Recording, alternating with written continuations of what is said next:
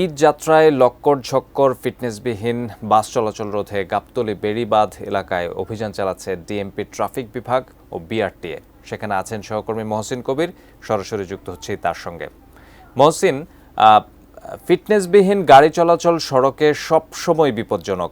ঈদে এটি বিপজ্জনকের মাত্রা আরও বেড়ে যায়। ডিএমপি ট্রাফিক বিভাগ ও বিআরটিএর এই উদ্যোগ কতদিন চলবে?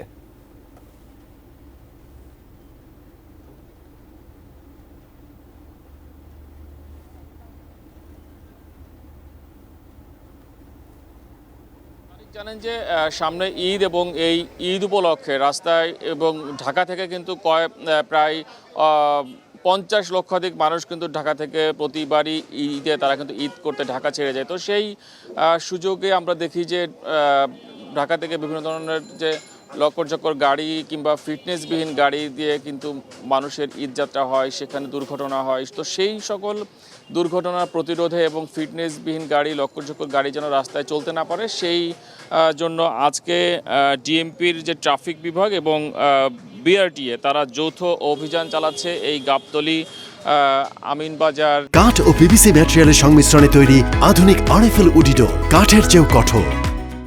বেড়িবাঁধ সংলগ্ন যে সকল গ্যারেজ রয়েছে সেই সকল গ্যারেজে, এবং জানেন যে ঈদ আসলে গাড়িগুলোকে নতুন নতুন রং চং করা হয় কিংবা ফিটনেসবিহীন গাড়িগুলোকে আবার ঠিকঠাক করে সেগুলো সড়কে ছাড়া হয়। কারণ যে ঈদের সময় যে যাত্রী চাপ থাকে, সেই যাত্রী চাপের সুযোগ নিয়ে আসলে এই কাজগুলো হয়ে থাকে। তো সেই জন্য আজকে এখন পর্যন্ত 2টি গ্যারেজে অভিযান পরিচালনা করা হয়েছে। তবে এই 2টি গ্যারেজে যে ফিটনেসবিহীন গাড়ি আসলে পাওয়া যায়নি।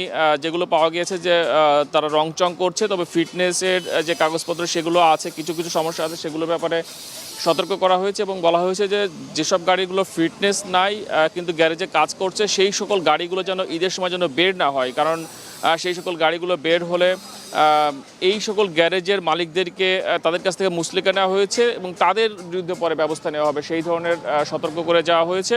এবং গ্যারেজ মালিকরাও বলছিলেন যে তারা কোনো ধরনের ফিটনেসবিহীন গাড়ি, সেই ধরনের গাড়ি যেন রাস্তায় বের না হয়, সেই বিষয়ে তারা সতর্ক থাকবেন এবং একই সঙ্গে যে মানুষের ঈদযাত্রা যেন নির্বিঘ্ন হয় সেজন্য তারা কাজ করবেন। এবং অন্যান্য যে সকল কাগজপত্র তাদের আপডেট নাই, বিশেষ করে ফিটনেস কিংবা অন্যান্য লাইসেন্স, সেই সকল লাইসেন্স কিংবা ফিটনেস যেন তারা বিআরটি থেকে যেন আপডেট করে নেন, সেই বিষয়ে সতর্ক করা হয়েছে। এবং এরপরে আরও কয়েকটি গ্যারেজে অভিযান পরিচালনা করা হবে ডিএমপির ট্রাফিক বিভাগ এবং বিআরটির পক্ষ থেকে। আমরা সেখানেও যাব, নিশ্চয়ই আপনাদেরকে তখন আরও সংবাদ জানাতে পারবো।